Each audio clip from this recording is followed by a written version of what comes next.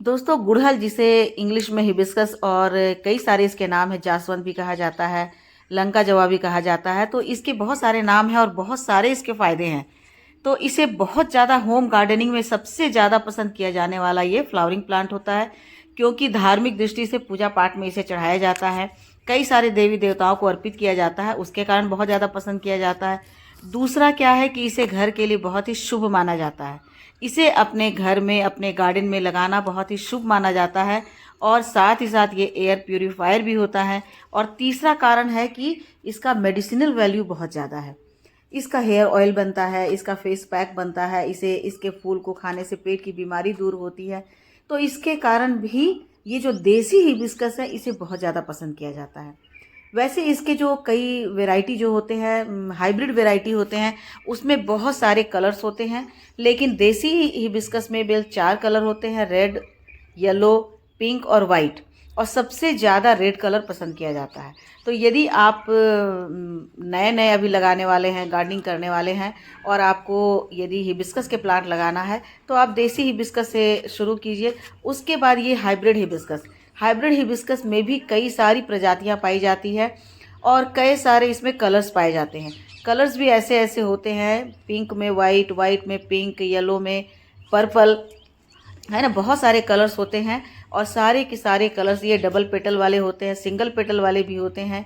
और हाइट में ये थोड़े छोटे होते हैं, लेकिन फ्लावर्स इनका बहुत ज़्यादा बड़ा बड़ा होता है। तो इसलिए भी ये देखने में बहुत ज़्यादा खूबसूरत होते हैं।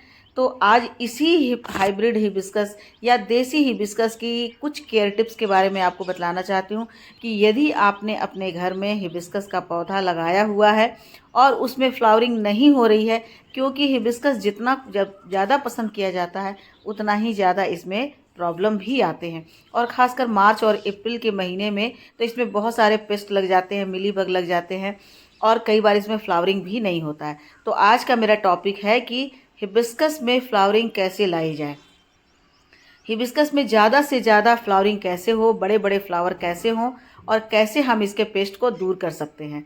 तो कौन सा हम फर्टिलाइज़र दे सकते हैं, क्या केयर टिप्स अपना सकते हैं, इन सारे पॉइंट्स पर मैं आपसे बात करूंगी दोस्तों।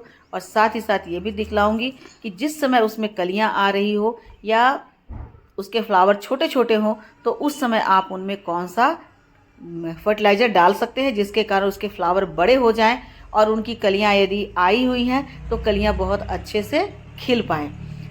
चलिए तो वीडियो को स्टार्ट करते हैं।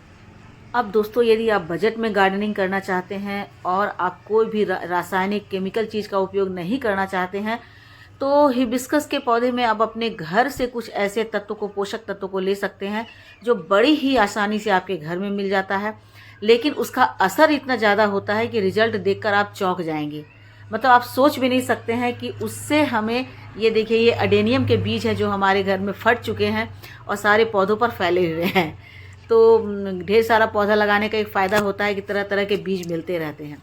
हाँ, तो मैं दोस्तों ये बात कह रही थी कि यदि आप बजट में करना चाहते हैं गार्डनिंग, तो आप अपने किचन से बहुत ही पोषक तत्व को ले सकते हैं। सबसे पहला पोषक तत्व तो दोस्तों एक मैं आपको ये दिखलाना चाह रही हूँ कि ये देखिए, ये जो लिक्विड है डार्क ब्राउन कलर का, ये पौधे के लिए इतना मतलब ज़रूरी है कि इसे आपको हर 15 दिन में अपने पौधे पर डालना ज़रूरी है। यदि आपने अपने पौधे पर सॉलिड फर्टिलाइज़र दिया है या नहीं दिया है, लेकिन इसका असर इतना अच्छा होता है कि इसको डालने के बाद आप देखेंगे कि आपके हिबिस्कस के जो फ्लावर हैं उसमें कलियां बहुत तेज़ी से बनने लगेंगी और पत्ते बहुत ही हरे हो जाएंगे, क्योंकि यह न तो चाय की पत्ती है और न ही यह कॉफ़ी का लिक्विड है, बल्कि ये है माइक्रो न्यूट्रिएंट। माइक्रो न्यूट्रिएंट हमारे प्लांट के लिए बहुत ही ज़रूरी होता है। आप चाहे कितना भी सॉलिड फर्टिलाइज़र उसे दे दें, वर्मी कंपोस्ट दे दें, गोबर की खाद दे दें, लीफ कंपोस्ट दे दें, बहुत सारे यूरिया, डीएपी सब दे दें, लेकिन उसके बाद भी हमारे प्लांट पर ये माइक्रो न्यूट्रिएंट लिक्विड के रूप में हर महीने ज़रूरी है, हर 15 दिन पर ज़रूरी है। और यदि ये आप डालते हैं तो इसी तरह से आपके प्लांट की ग्रोथ जो है बहुत तेज़ी से होगी। तो ये कौन सा माइक्रो न्यूट्रिएंट है और इससे क्या फ़ायदा, वो भी आगे बतलाऊँगी। लेकिन उसके पहले मैं ये दिखलाऊँगी कि मैं अपने घर से किस तरह से, अपने किचन से जो 3 तरह के फर्टिलाइज़र हैं जो कि बहुत ही ईजीली मिल जाते हैं, जो अक्सर हम अपने कूड़े में डाल देते हैं, लेकिन उसका हम सही उपयोग करते हैं, सदुपयोग करते हैं, तो किस तरह से हमारे प्लांट पर इसका अच्छा और पॉजिटिव रिजल्ट होता है। तो प्लांट की गुड़ाई करना तो बहुत ही ज़रूरी है। है ना। ये भी एक टिप्स है कि आप प्लांट की गुड़ाई करते रहें हर 10 दिन पर, 1 सप्ताह पर। जब भी प्लांट की मिट्टी आपको बहुत सूखी और जमी हुई लगे, आप तुरंत उसकी गुड़ाई कर दें। तो उससे क्या होगा कि प्लांट के जड़ों तक ऑक्सीजन जाएगा। गुड़ाई करने के बाद आपको क्या करना है, अपने घर के किचन से कुछ ऐसे न्यूट्रिएंट लेने हैं, कुछ ऐसे छिलके लेने हैं जो आपके प्लांट पर माइक्रो न्यूट्रिएंट भी देंगे, पोटेशियम, कैल्शियम, आयरन भी देंगे। तो सबसे पहला जो है ये है ऑरेंज का छिलका। ऑरेंज पील का जो फर्टिलाइज़र होता है, लिक्विड फर्टिलाइज़र, ये 2 तरह से हमारे प्लांट पर काम करता है। एक तो इसमें विटामिन सी होता है और दूसरा ये हमारे प्लांट की मिट्टी को एसिडिक बनाता है, यानी प्लांट की मिट्टी का जो पीएच वैल्यू है उसको मेंटेन करता है। ये हम सभी जानते हैं कि प्लांट जो है प्लांट के लिए मिट्टी एसिडिक होनी चाहिए, खासकर गुड़हल के लिए, गुलाब के लिए, गुलदाउदी के लिए एसिडिक मिट्टी जो है वो अच्छी होती है। तो और यदि मिट्टी अल्कलाइन हो जाती है तो हमारे प्लांट उसमें खिलना बंद कर देते हैं। इसीलिए जब कुछ लोग कहते हैं हमारे प्लांट पर फ्लावर नहीं आ रहे हैं, प्लांट हरा भरा फिर भी फ्लावर नहीं आ रहे हैं, तो उसका कारण यही है कि प्लांट की मिट्टी जो है एसिडिक नहीं होकर के वो अल्कलाइन हो जाती है। तो इस तरह से आप ऑरेंज के छिलके को पानी में 2 दिन 24 से 48 घंटे तक रख दें। उससे जो लिक्विड तैयार होगा उसे 1 लीटर पानी में डाइल्यूट करके आप अपने प्लांट की मिट्टी में इस तरह से डाल देंगे तो प्लांट की मिट्टी एसिडिक हो जाएगी। यदि वो अल्कलाइन होना शुरू हुआ है तो फिर से वो एसिडिक हो जाएगी, और उस एसिडिक मिट्टी में आप जितने सारे फर्टिलाइज़र डालिएगा मिट्टी उसको एक्सेप्ट करेगी और प्लांट के जड़ों तक पहुंचाएगी। तो इसका साइंटिफिक रीज़न यही है दोस्तों। अक्सर हम बोलते हैं फूल नहीं खिल रहा है, फ्लावर नहीं खिल रहा है, प्लांट की ग्रोथ नहीं हो रही है। तो सबसे पहले हमें मिट्टी को चेक करना है कि मिट्टी हमारी सही है कि नहीं। तो मिट्टी को सही करने के लिए आपके घर में यदि ऑरेंज के छिलके हैं, यदि ऑरेंज के छिलके नहीं हैं तो आप नींबू के छिलके डाल सकते हैं। अब जब ये मिट्टी को एसिडिक बना लिया तो दूसरी चीज़ है आलू का छिलका। आलू के छिलके में क्या क्या होता है, आलू के छिलके में ऐसे पोषक तत्व होते हैं जो हमारे प्लांट के लिए बहुत ही ज़्यादा ज़रूरी हैं, जैसे मैग्नीशियम, ऑक्सलेट और फाइबर। और दूसरा है कि यदि आलू के छिलके का पानी बनाकर आप जब मिट्टी में डालते हैं तो मिट्टी भी इससे फर्टाइल होती है, और साथ ही साथ मिट्टी में फंगस भी नहीं लगता है और उसमें मच्छर भी नहीं आते हैं। तीसरी जो छिलके हैं वो है प्याज के छिलके। प्याज के छिलके में मैग्नीशियम, कैल्शियम, आयरन और पोटेशियम और कॉपर जैसे तत्व होते हैं। ये हमारे प्लांट के लिए इतना नेसेसरी होता है कि इसे प्लांट पर डालने के बाद प्लांट के फ्लावर अच्छे आएंगे, कली अच्छी बनेगी, प्लांट के पत्ते अच्छे होंगे, ग्रोथ अच्छी होगी। और सबसे बड़ी बात है कि प्याज के छिलके का जो लिक्विड फर्टिलाइज़र होता है वो पेस्टिसाइड का भी काम करता है, क्योंकि इसमें सल्फ़र होता है जो जिसकी गंध बहुत तेज़ होती है, जिससे कीड़े मकोड़े जो होते हैं वो प्लांट तक नहीं आ पाते हैं। तो ये 3 चीज़ है, आलू के छिलके, प्याज के छिलके, ऑरेंज के छिलके। ऑरेंज के छिलके की जगह आप नींबू के छिलके ले सकते हैं।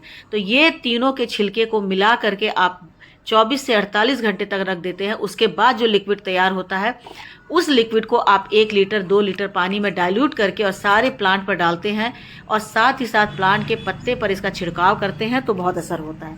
अब जो मैं बात बोल रही थी दोस्तों, माइक्रो न्यूट्रिएंट की बात बोल रही थी, तो ये सीवीड एक्सट्रैक्ट है। ये ग्रैन्यूल के रूप में भी मिलता है और एक्सट्रैक्ट लिक्विड के रूप में भी मिलता है। समुद्री शैवाल का बना होता है। तो ये ऐसा एक जैविक प्राकृतिक खाद होता है, माइक्रो न्यूट्रिएंट होता है, जिसे प्लांट के ऊपर डालने से इसका रिजल्ट जो है बहुत बेहतर होता है। और ये बहुत ज़रूरी है, कितना भी हम सॉलिड फर्टिलाइज़र डाल दें लेकिन हर 15 दिन पर लिक्विड फर्टिलाइज़र के रूप में हमें ये माइक्रो न्यूट्रिएंट को डालना ही चाहिए। अब इसे डालना कैसे, ये कंसनट्रेटेड रहता है तो डायरेक्ट आप उसे नहीं डाल सकते हैं। आप 1 लीटर पानी में 1 चम्मच या आधा चम्मच उसे अच्छे से डाल करके घोल दें।